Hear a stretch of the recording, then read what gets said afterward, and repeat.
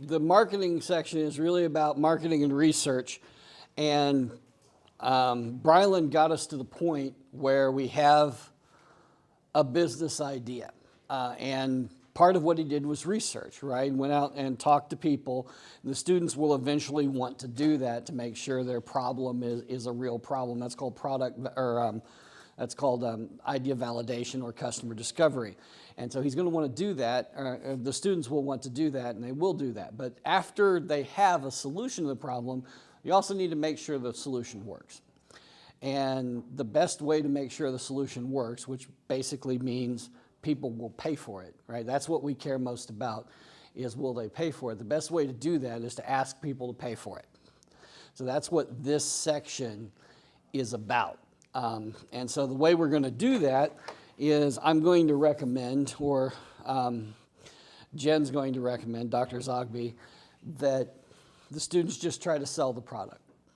And they don't have to have it, right? So if I have a coffee mug that lets you drink from the other side of the coffee mug, which is a ridiculous, topological thing, I would put a Facebook post on it and say, aren't you tired of drinking out of the side of the coffee mug that's closest to you? Wouldn't you like to drink out of the other side with our mug? You can, right? Whatever. And so the students presumably will mostly be familiar with social media, and so they will do that. But before they can actually sell it, there's a couple things that they want to get clear in their head. And so that's what this section is about figuring out, you have the product, you want to figure out first, does anybody care about it at all?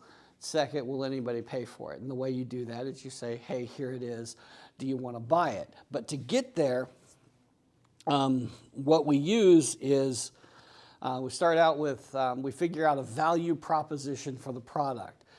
Now, if you try to go to Wikipedia, it'll give you one definition of value proposition, and Investopedia will give you another definition. So I just give you a couple examples, right? Snapchat, which is something that I assume they will be familiar with, their value proposition is the fastest way to share a moment. And that's a pretty powerful thing, and it's really cool, and it has some usability beyond just knowing it as a tagline. Dropbox's value proposition is currently your stuff anywhere, which is great if it works. Dropbox's first value proposition that they had was it just works. And having used Dropbox for a number of years, I would say that it should have been read as it just works. But it's not, all these years later, it's still not there. But you have a value proposition, and what we will be asking them to do is they've come up with their idea for their product or their service. They're going to generate a value proposition for it. And they're going to write that down. I think I have a sheet in the back for this. My value prop, right? Then they're going to take that value proposition and they're going to come up with a business thesis. And a business thesis, again, this is something that if you look up, you can find a bunch of different definitions of it. And so I chose the one that we use here, and we use it in I-Corps. It's used all over the country. And the reason we use it is because it's an incredibly concise way to describe why your business is likely to be successful. And it works like this. You say, my customers, whoever they are, will buy my product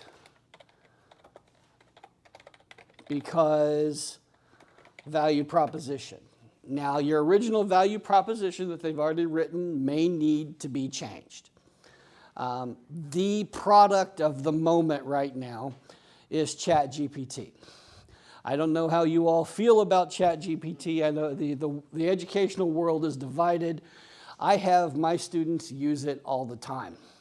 And I know that's not a popular thing in a lot of education circles, but it helps me get rid of the busy work and have them focus on the things that really matter. Because despite calling it artificial intelligence, it is artificial, it is not intelligent, and if they write something with ChatGPT, I don't need a detector to tell me they did it, right? But I can ask ChatGPT for, give me 20 of this, and then I can use that to do something. So ChatGPT might have a business thesis that's something like, I wrote this and I haven't had much sleep, so students will buy a subscription to ChatGPT so they can get better grades with less effort. So you have the three parts. The customer is students. What will they buy? ChatGPT. Why will they buy it? And then we have a double-barreled value proposition. Better grades, less work, right?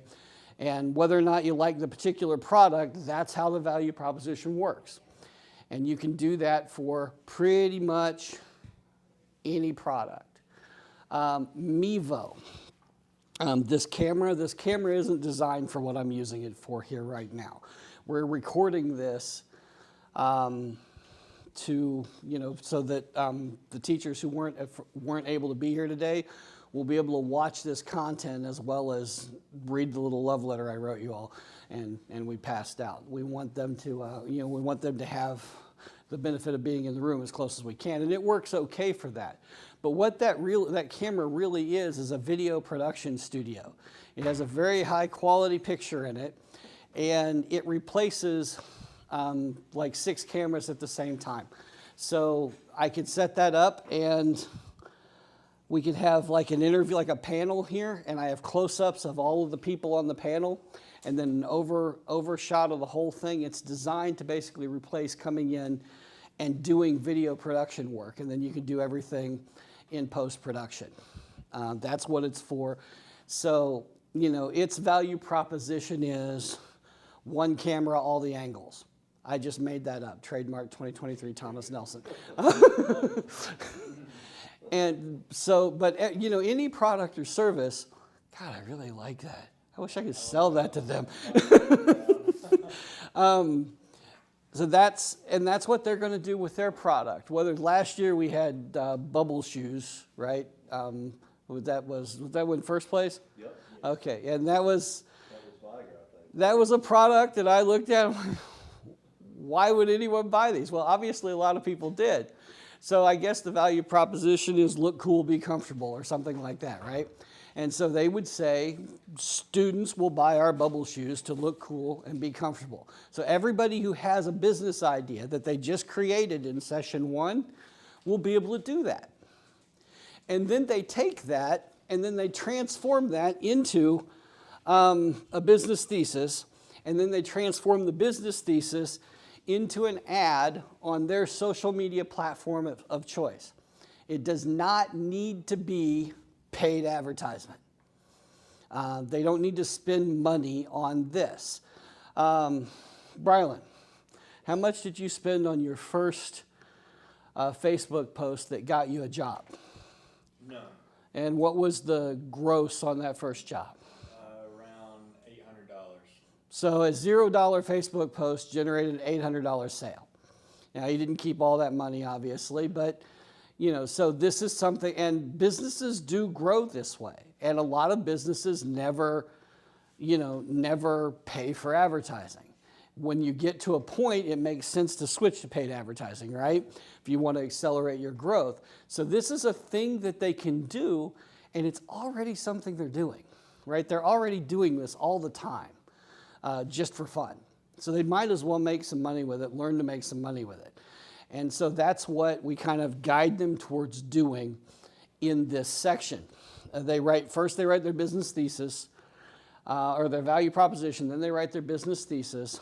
We would talk a little bit about each of the things. The value proposition is the reason customers buy it. The product is the product, and the customer, what I encourage and what I'm sure Dr. Zogby will encourage is to be as specific as you can with the customer. Because when you're advertising to everybody, quite often you're advertising to nobody. Now with social media, especially if you're just using your own personal thing and you're not paying for advertising, the advertisement goes to a lot of people. But that doesn't mean it's targeted at a lot of people.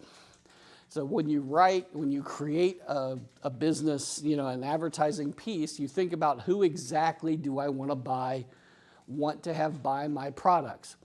With those bubble shoes, they never would have put a picture of a middle-aged man in a smoking jacket wearing those as the perfect addition to your wardrobe when you go to the tinderbox, right? That's never, I don't smoke, by the way, but, but that's not their target market. So we urge them to be as specific as they can.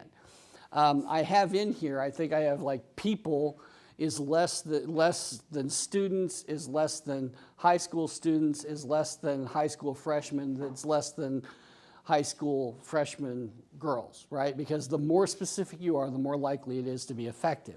And so we spend a little bit of time explaining that. And that's the message they get. Now, when I talked about ChatGPT, I didn't go very far down that chain, because high school freshman girls are no different than college sophomore boys when it comes to ChatGPT. We're all buying it for the same reason, right? So if your customer group is large, it's okay to be large, but we do encourage them when we talk about customer definition to be as specific as it makes sense to be. So they've done that, and then you go to the back. I'm assuming that almost everybody will have access to social media. And will have, I assume they will all bring their phones. If that's not true, that's fine. We've made allowances for it because they have a place in the little worksheet on the back is you write your customer, you write your product, you write your value proposition, then there's a space to write your business thesis. And then under that, there's a space to draw your social media ad if you don't want to do something else. And if someone has a product that's completely inappropriate for social media, I haven't heard of it yet, but if they do, Dr. Zogby is an expert in marketing and she will be able to guide those students individually. But when they leave here, so now they've gotten through the first two sections and they've got a product idea and they've got their first ad, right? So that's where they are at the end of this session. At the end of the next session, they'll have an idea of what their pitch is going to be. And I know that was fast, so I'm going to stop right now. And do you have questions about that? About the implementation, about any of it?